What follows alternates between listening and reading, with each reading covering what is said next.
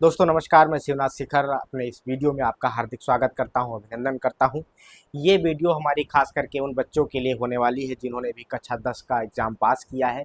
सबसे पहले तो मेरे तरफ से उनको बहुत बहुत शुभकामनाएं। जिन्होंने अच्छे नंबर से पास किया है उनको भी शुभकामनाएं, और जिनका नंबर थोड़ा कम रह गया है फिर भी पास हो गए हैं उनका भी बहुत बहुत अभिनंदन, उनको भी बहुत बहुत बधाई, बहुत बहुत शुभकामनाएं। तो ये वीडियो हाई स्कूल पास उन विद्यार्थियों के लिए होने वाली है, खास करके उनका जो डाउट है कि अब हाई स्कूल के बाद में हम कौन सा विषय लें, कौन सा विषय ना लें, क्या पढ़ें क्या ना पढ़ें। कक्षा 11 में एडमिशन लेना चाहते हैं लेकिन वो अभी डिसाइड नहीं कर पाए हैं कि हम कौन सा सब्जेक्ट चूज करें। तो यहाँ पर सबसे पहला उनका ये जो सवाल है, तो उनके सवाल के क्रम में मैं ये बताऊंगा कि सबसे पहले हाई स्कूल में यदि आप थे, आपने पास किया है, तो आपको यह ज़रूर पता होगा कि आपको किस विषय में सबसे अच्छी रुचि है, किस विषय में सबसे अच्छा आपको नॉलेज है, किस विषय में सबसे अच्छा इंटरेस्ट है। जिस विषय में आपको नॉलेज हो, जिस विषय में सबसे अच्छा इंटरेस्ट हो, उस विषय को आप प्राथमिकता दें। उदाहरण के लिए मैं बताऊं, जैसे आपने मैथ लिया होगा और साइंस लिया होगा, हाई स्कूल में दोनों चीज़ें रहती हैं। जैसे मान लिया आपका मैथ बहुत अच्छा है तो मैथ से आप कर सकते हैं इंटर, अर्थात साइंस साइड से आप इंटर पास कर सकते हैं। उसके लिए मैं भी बताऊंगा क्या क्या अपॉर्चुनिटी है, क्या क्या अवसर हैं, क्या क्या स्कोप आपको भविष्य में मिल सकता है। और यदि आपका बायो सबसे अच्छा है, यानी साइंस आपकी अच्छी है, चाहे वो फिजिक्स हो, केमिस्ट्री हो, बायो हो, अगर ये तीनों आपके बहुत अच्छे हैं, बहुत बेहतरीन हैं, तो भी आप साइंस साइड से इंटर कर लीजिए, इसके भी तमाम लाभ मिल सकते हैं। तो सबसे पहले यहाँ पर मैं आपको बताना चाहूँगा, कुछ हमारे विद्यार्थियों के सवाल हैं कि मैं कंफ्यूज हूँ कि ये डिसाइड नहीं कर पाता हूँ कि कौन सा विषय लूँ, कौन सा विषय ना लूँ।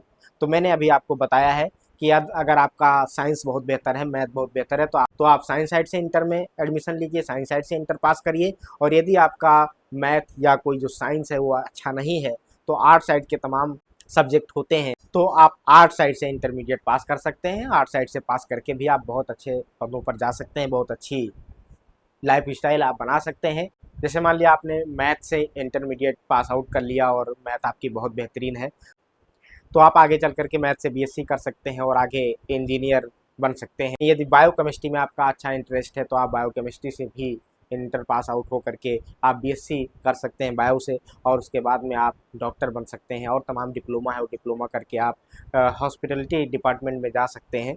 बहुत अच्छा अवसर है। इसलिए ये वीडियो बहुत लॉन्ग नहीं करूँगा, बहुत लंबी नहीं करूँगा, इसलिए बस मैं आपको इतना बताऊँगा कि यदि आप हाई स्कूल पास हो चुके हैं तो आप बिना विलंब किए ये डिसाइड कर लें, ये निर्धारित कर लें कि आपको साइंस साइड लेना है या आर्ट साइड लेना है। आर्ट साइड या साइंस साइड में इसके अलावा भी कॉमर्स वगैरह के कोर्स बहुत अच्छे तरीके से पढ़ाए जाते हैं। आप इन तमाम चीज़ों में से कुछ भी आप अपने हिसाब से सेलेक्ट कर सकते हैं, जैसी आपकी रुचि हो। इसको आपकी रुचि क्या है मैं डिसाइड नहीं कर सकता। मैं नहीं जानता हूँ कि आपको कौन सा विषय आता है, कौन सा विषय नहीं आता है, लेकिन आपको ज़रूर आता होगा, क्योंकि आप जितना स्वयं को जानते हैं उतना मैं आपको नहीं जान सकता। इसलिए निसंदेह उसी सब्जेक्ट का आप चयन करें। अपने दोस्तों, मित्रों और साथियों के चक्कर में ना पड़े कि जैसे मान लिया आपको मैथ नहीं आती है लेकिन आपके दोस्त ने मैथ सब्जेक्ट ले लिया है तो आप भी चलो मैथ ले लो। ऐसा करने से बहुत बड़ा नुकसान हो सकता है। आप किसी को देख करके पढ़ाई बिल्कुल ना करें। जो आपका मन करे, जो आपका दिल करे, उस सब्जेक्ट को चयन करें और उससे आप आगे की पढ़ाई आप जारी रखें। दूसरी बात मैं गार्जियन से भी कहना चाहूँगा, जो पेरेंट्स होते हैं, पेरेंट्स भी कहते हैं कभी कभी कि हमारे पड़ोस में फलाने का लड़का जो है वो साइंस साइड से पढ़ रहा है या आर्ट साइड से पढ़ रहा है, वो ये बनने वाला है या वो बन जाएगा, तो हमारे लड़के को भी यही सब्जेक्ट लेना चाहिए। तो ऐसा बिल्कुल ना करें, लड़के के ऊपर आप प्रेशर ना बनाएं कि हम अपने बच्चे को यही सब्जेक्ट पढ़ाएंगे। पढ़ना बच्चे को है, इसलिए बच्चे को थोड़ा स्वच्छंद छोड़ दें।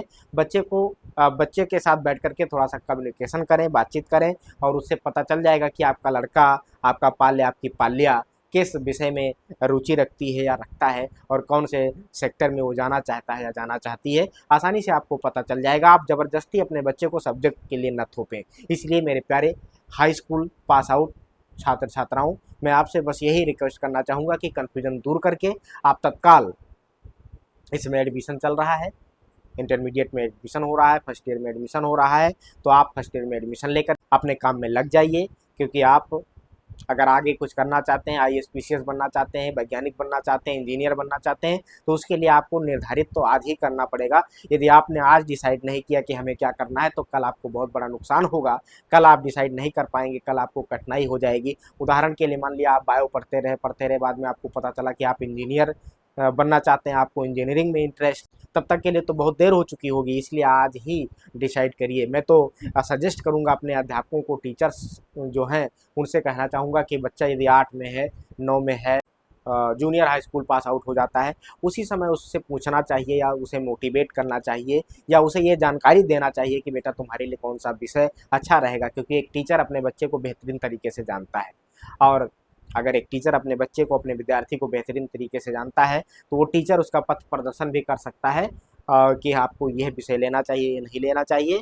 क्योंकि बच्चे तो बच्चे होते हैं, वो तो एक दूसरे को देख करके सब्जेक्ट का चयन कर लेते हैं, इसलिए अध्यापक भी ऐसा सहयोग करें। और माता पिता जो हैं उनसे मैंने अभी आपको बताया ही है कि माता पिता भी इस तरह से कोई बोझ न डालें, बर्डन न डालें, प्रेशर न डालें कि हम अपने बच्चों को ये कराएंगे वो कराएंगे। बच्चों को स्वतंत्र पढ़ने के लिए छोड़ दें। स्वतंत्र छोड़ने का मतलब ये है कि वो जिस भी सब्जेक्ट में रुचि रखते हो वो सब्जेक्ट पढ़ने के लिए उनको दे दिया जाए, और उनकी थोड़ा केयर रखिए। समय समय पर टेस्ट वगैरह का आकलन करते रहिए। निसंदेह कि इस तरह से अपने बच्चे की देखभाल करेंगे तो आपका बच्चा आपका नाम रोशन करेगा, बड़े बड़े पदों पर जा सकता है, क्योंकि देश में प्रतिभाओं की कमी नहीं है, और आपके बच्चे में यदि प्रतिभा है तो आपसे बेहतर कोई नहीं जानता है।